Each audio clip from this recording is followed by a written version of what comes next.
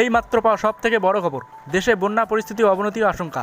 এ নিয়ে বিস্তারিত জানতে হলে অবশ্যই ভিডিওটি শুরু থেকে শেষ পর্যন্ত দেখুন এবং চ্যানেলে নতুন হলে চ্যানেলটি সাবস্ক্রাইব করে পাশে থাকা বেল আইকনটি প্রেস করে রাখুন সর্বপ্রথম এরকম লেটেস্ট ট্রেন্ডিং খবর পাওয়ার জন্য। উজানে ভারী বৃষ্টির কারণে দেশের 5টি নদীর পানি 8টি পয়েন্টে বিপদসীমার উপর দিয়ে প্রবাহিত হচ্ছে। তাই দেশের উত্তর ও মধ্যাঞ্চলে চলমান বন্যা পরিস্থিতির আরও অবনতি হতে পারে।